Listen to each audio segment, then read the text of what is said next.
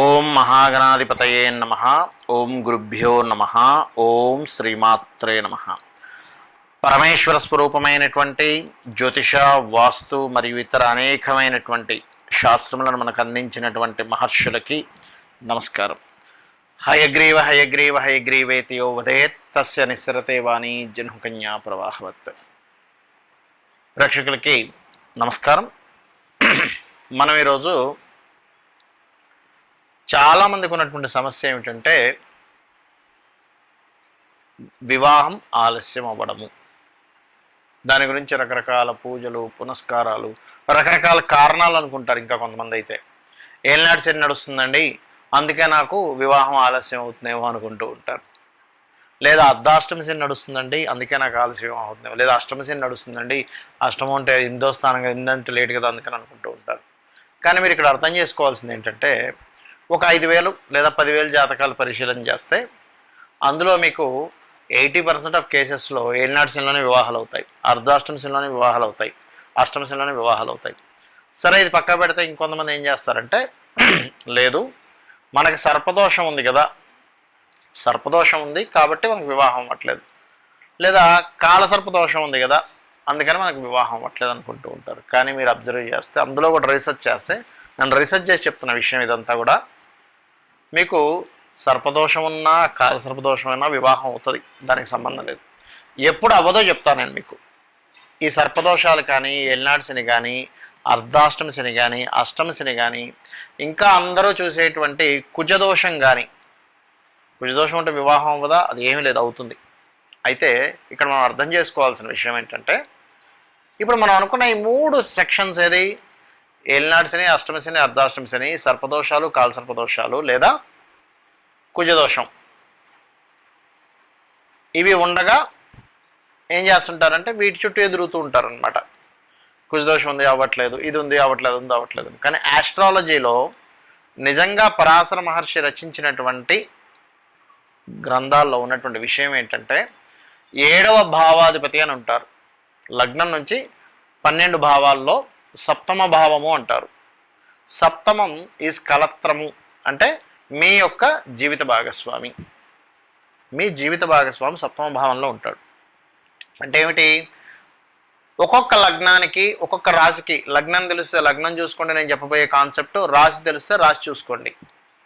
ఒక్కొక్క లగ్నము ఆరు ఒక్కొక్క రాశికి ఒక్కొక్కరు అవుతారు సప్తమాధిపతి. మేషానికి శుక్రుడైతే, వృషభానికి కుజుడు, మిథునానికి గురువు, కర్కాటకానికి శని, ఇలాగ కుంభానికి మరలా శని, కన్యకి గురువు, ఇలా ఒక్కొక్క లగ్నానికి ఒక్కొక్కరు అవుతూ ఉంటారు. అంటే మీది కన్యా లగ్నం అయితే సప్తమాధిపతి గురువు అవుతాడు, తులా లగ్నం అయితే కుజుడు అవుతాడు, వృశ్చిక లగ్నం అయితే శుక్రుడు అవుతాడు, ధనస్సు అయితే బుధుడు, మకరం అయితే చంద్రుడు, కుంభం అయితే రవి, మరలా మీకు మీన లగ్నం అయితే మరలా బుధుడు అవుతాడు. అంటే ఏంటి, ఒక్కొక్క లగ్నానికి సప్తమాధిపతి మారిపోతున్నారు.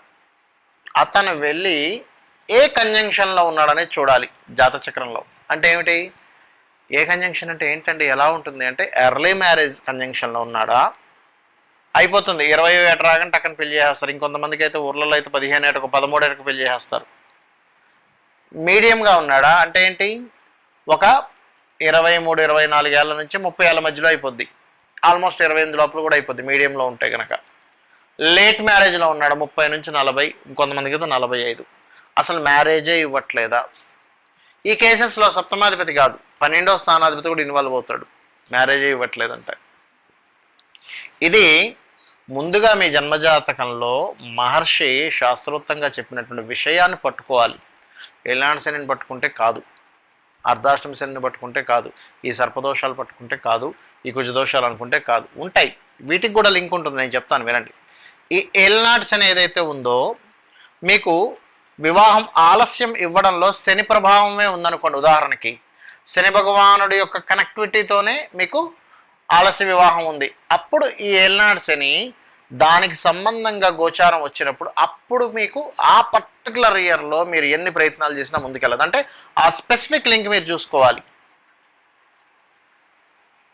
అందరికీ కాదు, మళ్ళీ ఆ స్పెసిఫిక్ లింక్ ఉందో చూసుకోవాలి. ఈ సర్పదోషం ఏదైతే ఉందో, పర్టికులర్గా ఈ సర్పదోషము వివాహ భావానికి కనెక్ట్ అయితేనే సర్పదోషం. అంటే ఏమిటి, వివాహం చేసుకున్నప్పటి నుంచి భార్య కానీ భర్త కానీ వాళ్ళ నుంచి హింస ఉంటుంది సర్పదోషం వల్ల.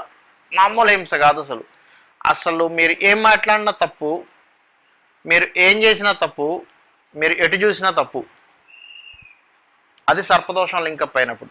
ఇక కుజదోషం కూడా చెప్తారండి మీకు.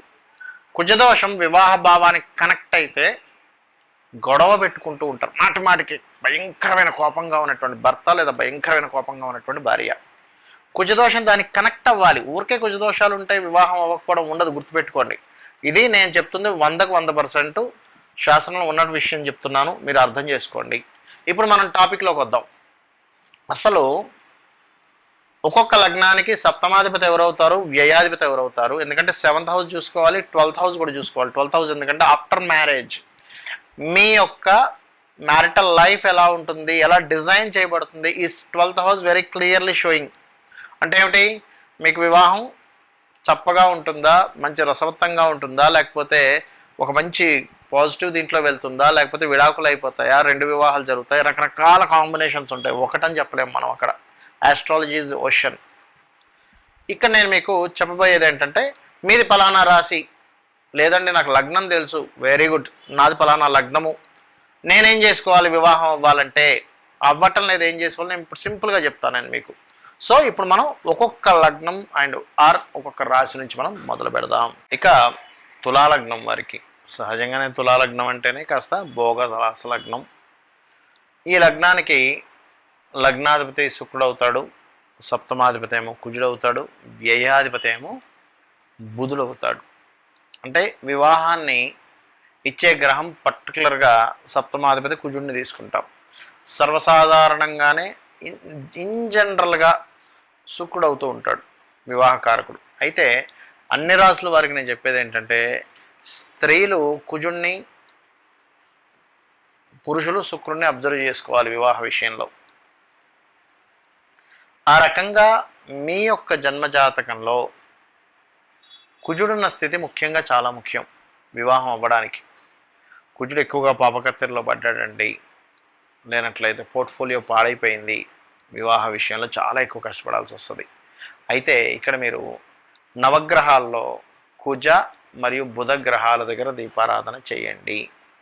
కుజ బుధ, ఓకే, కుజ బుధ గ్రహాల దగ్గర దీపారాధన చేస్తూ, మరొకటి ఏంటంటే మీరు పర్టికులర్గా ఈ కుజుడితో పాటు శని రాహు గ్రహాలకు కూడా చేసుకోండి. ఎందుకు సపరేట్గా చెప్తున్నానంటే, వీటి యొక్క ఎనర్జీ కూడా అవసరం మీకు. ఆస్ట్రాలజీ అంతా కూడా ఏ భావం ఎంత ఎనర్జైజ్ అయ్యింది ఆ ఫలితాలు మనం పొందుతాం, గుర్తుపెట్టుకోండి. ఏ భావం బలంగా లేదు ఆ ఇబ్బంది మనం పడుతూ ఉంటాం. ఈ బలంగా ఉండడము, బలంగా లేకపోవడం అనేటువంటిదంతా కూడా డిపెండ్ ఆన్ మనం పాస్ట్ లైఫ్లో చేసుకున్నటువంటి కర్మ. ఈ కర్మను తొలగించేటువంటి ఏకైక మార్గం లలిత అమ్మవారు లేదా సూర్యభగవానుడు లేదా మన ఒళ్ళొంచి ఏదైనా టెంపుల్లో సేవ చేయడం. ఇది తప్పితే మరొక మార్గం లేదు, గుర్తుపెట్టుకోండి, గోసేవ చేయడం లేనట్లయితే. అయితే ఇక్కడ మీరు బాగా అర్థం చేసుకోవాల్సిన విషయం ఏంటంటే, ఈ తులాలగ్నం వారు కుజ బుధ అండ్ శని రాహు గ్రహాల దగ్గర దీపారాధన చేస్తూ, గోవులకి ప్రత్యేకంగా మీరు పెట్టవలసినటువంటిది క్యారెట్స్, గోంగూర, బెల్లము. క్యారెట్స్, గోంగూర, బెల్లము గుర్తుపెట్టుకోండి. వీటిని గోవుకి, దేశీవాలి ఆవుకి మంగళవారము, బుధవారము లేదా శనివారం, లేదా మీకు నాకు ఈ వారం కుదురుతుంది పెట్టొచ్చు హ్యాపీగా, రోజు కుదురుతుంది ఇంకా హ్యాపీ. అందులో ముఖ్యంగా దేశీవాలి ఆవై ఉండాలి. మీరు కుమారస్వామి యొక్క అష్టోత్తరాలు రోజు చేయండి, విష్ణు సహస్రనామాలు రోజు వినండి, వెంకటేశ్వర స్వామి యొక్క స్తోత్రాలు రోజు చేయండి. ఈ 3 ఖచ్చితంగా చేయండి వివాహం అవ్వడానికి. మీకు ఈ 3 స్తోత్రాల్లో ఉన్న ఎనర్జీస్ మీకు వివాహాన్ని ఇవ్వడానికి తోడ్పడతాయి. అయితే ఇక్కడ personal chart is different. Personal చార్ట్లో మళ్ళీ మీకు మారిపోతూ ఉంటుంది. మీకు వివాహాన్ని ఇచ్చే కారకుడు ఎవరు అనగానే ఇక్కడ నుంచి కొంత మారుతూ ఉంటుంది. బట్ ఇన్ జనరల్గా వీళ్ళు స్టార్టింగ్ పాయింట్లో కనెక్ట్ అయ్యే వాళ్ళు అవుతారు ఈ గ్రహాలు. వీటితో పాటు మరొకటి ఏంటంటే, మా కుజదోషంతో కనెక్ట్ అయిందండి నాకు వివాహ భావము, అప్పుడు ఖచ్చితంగా కందులు, ఎరుపు రంగు వస్త్రం దానంగా ఇవ్వాలి. లేదండి నాకు ఫలానా సర్పదోషంతో ఏర్పడింది, లేదా రాహుకేతు యాక్సిస్లో పడింది నాకు వివాహ భావం వెళ్ళి, అప్పుడు రాహుకేతు పూజలు కాళహస్తికి వెళ్తే చేస్తారు. లేదా సర్ప సంబంధించినటువంటిది రావి చెట్టు కింద ఉన్నటువంటి జోడు పాములకి మీరు ప్రదక్షిణం చేసి వాటి మీద పసుపు కుంకుమ గంధము కలిపినటువంటి నీటిని వేయండి. లేదంటే ఏలినాడు శని ప్రభావం ఉంది, నేను చెప్పాను మీకు స్టార్టింగ్ నుంచి ఏలినాడు శని ప్రభావం ఏమి ఉండదు. కానీ ఒక్కొక్కసారి సమ్ కేసెస్ 1000లో ఒకటో, 1,00,000లో ఒక కేసెస్కో ఇది కనెక్ట్ అవుద్ది. అప్పుడు తెల్ల నువ్వులు నీలం రంగు వస్త్రము ఖచ్చితంగా మీకు దగ్గరలో ఉన్న ఆలయంలో ఉన్న పురోహితుడికి ఇవ్వండి. అలాగే మీ యొక్క వివాహానికి సంబంధించిన రెజ్యూమ్ ఉంటుంది, దాని ఉత్తర భాగంలో గోడకు పెట్టండి. ఉత్తరం మధ్యలో, ఉత్తరం గోడ తెల్లగా ఉండాలి. ఆగ్నేయంలో మీరు ఏం చేస్తారంటే ఎరుపు కానీ లేదా గ్రీన్ కలర్ బల్బ్ అయినా వెలిగించవచ్చు, లేదా ఒక దీపాన్నైనా వెలిగించవచ్చు అక్కడ ఆగ్నేయ మూలలో. దీనివల్ల ఆగ్నేయానికి కారకుడు శుక్రుడు వివాహానికి కారకుడు, శుక్రుడు యాక్టివేషన్ అవుతాడు.